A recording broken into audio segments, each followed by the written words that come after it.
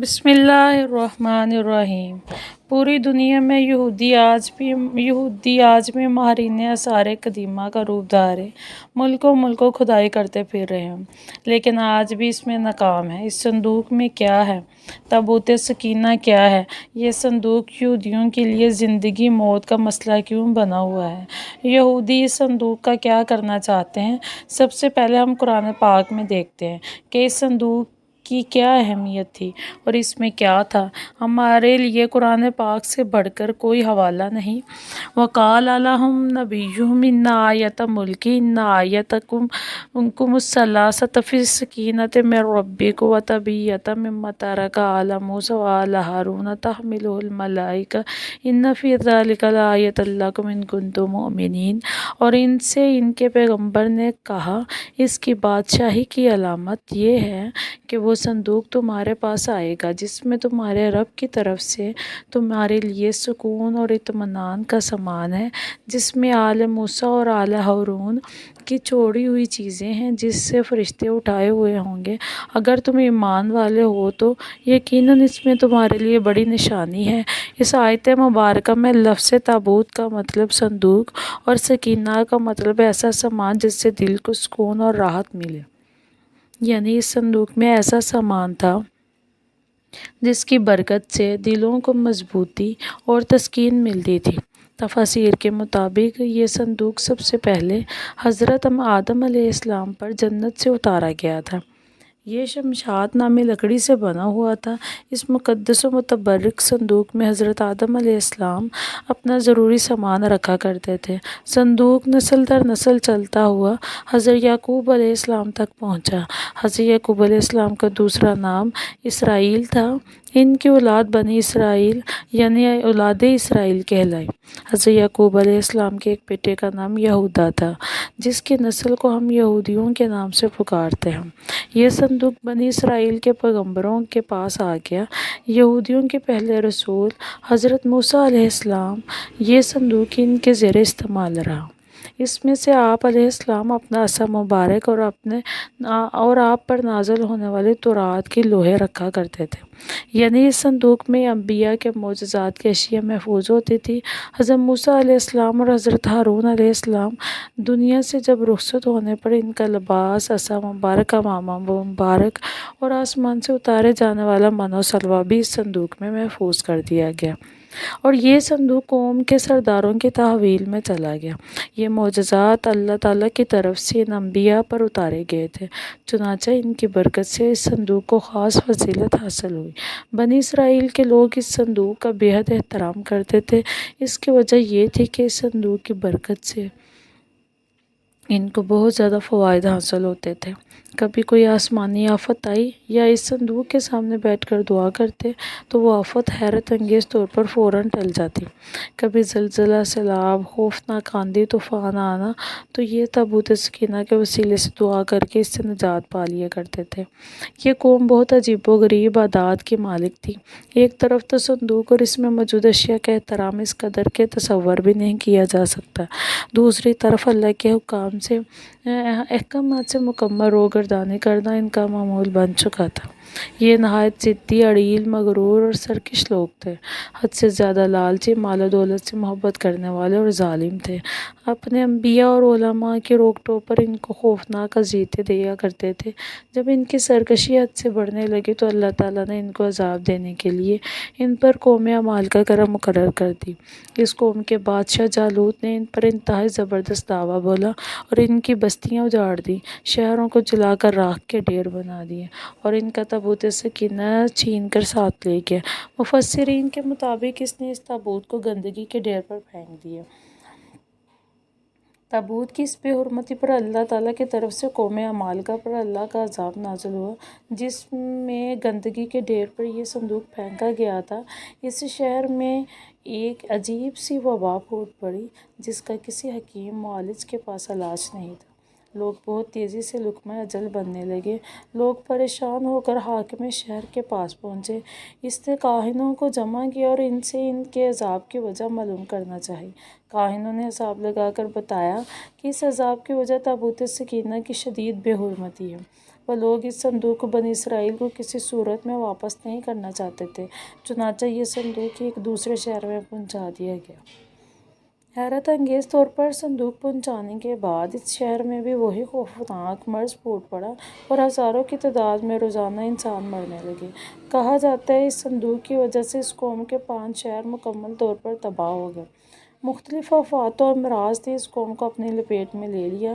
اس پر فیصلہ کیا گیا کہ یہ تابوت واپس بنی اسرائیل کو دے دیا جائے۔ صندوق کو ایک بیل گاڑی میں رکھا اور اسے شہر سے نکال دیا۔ خدا کی قدرت سے بیل اس صندوق کو لے کر بنی اسرائیل کے ملک کی طرف روانہ ہو گئے۔ دوسری جانب سے اس زمانے میں بنی اسرائیل میں حضرت شموئیل علیہ السلام مبعوث کیے گئے۔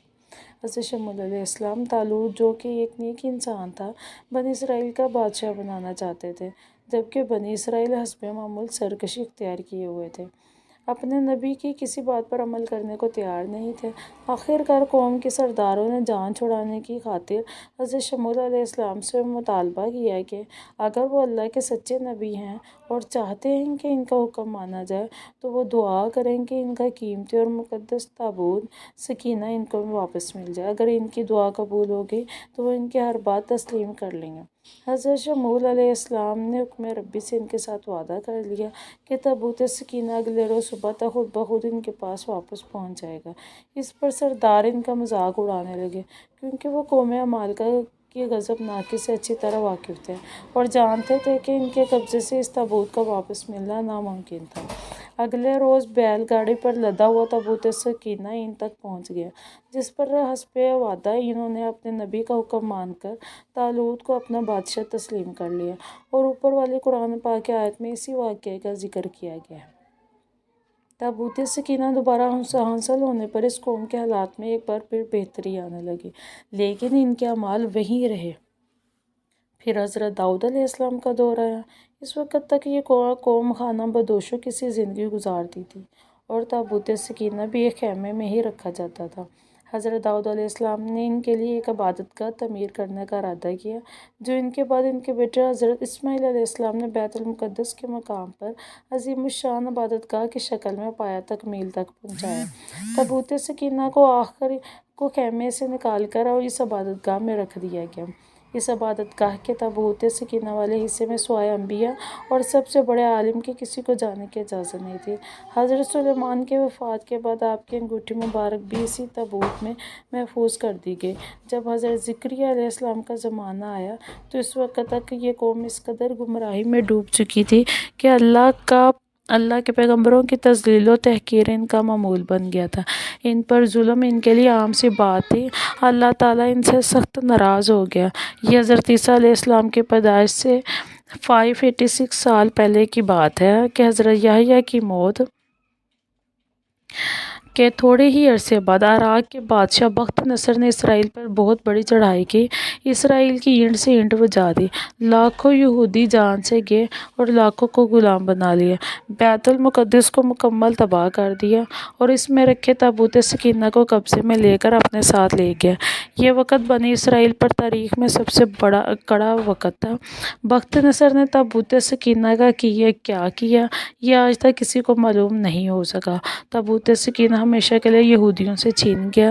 ساتھ ہی یہودی قوم، وہ قوم جو تاریخ کی سب سے بہترین قوم تھی، جسے اللہ کی لاڈلی قوم ہونے کا فخر حاصل تھا، اپنی بدعمالیوں کی وجہ سے ہمیشہ کے لیے اللہ کی بارگاہ میں ملعون ہو گئی، دنیا میں رسوا ہو کر رہ گئی۔ اور آج یہودیوں کو 2000 سال بعد بھی دوبارہ اسرائیل کی سرزمین پر قدم جمانے کا موقع ملا ہے، تو بھی اس قوم کی وہی عادات و اطوار، وہی ظلم و جبر، دھونس، دھاندلی، تکبر، خود کو ساری دنیا سے اعلیٰ اور ارفع سمجھنے کا خناس، اللہ کی طرف سے لعنت زدہ ہو جانے کے باوجود ابھی بھی اللہ تعالیٰ کی لاڈلی قوم ہونے کی خوش فہمی موجود ہے۔ وہی مال و دولت کا لالچ اور مال جمع کرنے کے وہی صدیوں پرانے شیطانی طریقے، ان کا کچھ بھی نہیں بدلا۔ آج بھی اس جگہ حضرت سلیمان علیہ السلام والی عبادت گاہ تعمیر کرنے کا جنون، اور اسی طرح تابوت سکینہ کو دوبارہ حاصل کر کے ہیکل سلیمانی میں رکھنے کی کوشش، یہ آج بھی مسجد اقصیٰ کی مغربی دیوار جو ٹائٹس کے دھاوے میں بچ گئی تھی، ہیکل سلیمان کی آخر سمجھ کر اسے لپٹ لپٹ کر داڑیں مار مار کر روتے ہیں۔ اپنی عظمت کے دنوں کو یاد کر کے رونا ان کی عبادت بن چکی ہے، لیکن ابھی تک نہ سمجھ ہے ان کے جنون اور ماضی سے لپٹے رہنے کا یہ عالم ہے کہ پورے کرۂ ارض کو کھود کر اس میں سے تابوت سکینہ تلاش کرتے پھر رہے ہیں۔ ان کو اپنے مسیحا، آخری مسیحا کا بے صبری سے انتظار ہے، جس کے جھنڈے تلے ایک بار پھر ان کو یہودی دنیا پر غلبہ حاصل ہو جائے گا۔ اس ایک آنکھ والے مسیح دجال اکبر سے ان کو اس قدر محبت ہے کہ پوری دنیا میں اس کی ایک آنکھ کی نشانی کا پرچار کرتے پھر رہے ہیں۔ اس کی آمد پر متحد ہونے کے لیے متفقہ تنظیمیں بنا رکھی ہیں جو اسے خوش آمدید کہہ کر اس سے خدا مان لیں گی۔ تابوت سکینہ کی موجودہ جگہ کے بارے میں مختلف لوگ قیاسی آرائیاں کرتے رہتے ہیں۔ اس انگریز عیسائیوں اور یہودیوں نے بڑی ریسرچ کی ہے، لیکن حتمی طور پر سارے ایک نقطے پر متفق نہیں ہو سکے۔ لیکن مجھے جو سب سے قرینے قیاس تھیوری لگتی ہے وہ یہ کہ اس وقت یہ صندوق یا تو تابوت حضرت سلیمان علیہ السلام کے محل میں کہیں دفن ہے، جو فلسطین میں آج بھی کم ہے، جس کو یہودی کافی عرصے سے وہاں تلاش کر رہے ہیں اور بیت المقدس کی کھدائی کرتے رہتے ہیں۔ اس کے متعلق بہت سے نظریات ہیں، اور میرا خیال ہے کہ یہ تابوت ابھی بھی حضرت سلیمان علیہ السلام کے محل کے اندر ہی کہیں دفن ہے۔ کچھ کے نزدیک اس کو افریقہ لے جایا گیا ہے۔ ایک مشہور ماہر آثار قدیمہ ران وائٹ کا کہنا ہے کہ مشرق وسطیٰ میں موجود ہے۔ کچھ لوگوں کے مطابق اس کو ڈھونڈنے کی کوشش انگلینڈ کے علاقے میں کرنی چاہیے، جبکہ کچھ اسکالرز کا ماننا ہے کہ یہ تابوت ایتھوپیا کے تاریخی گرجا گھر ایکسیم میں پڑا ہوا ہے۔ ایک اور نظریہ یہ کہ بحیرہ مردار کے قریب ایک غار کے اندر کہیں گم ہو چکا ہے۔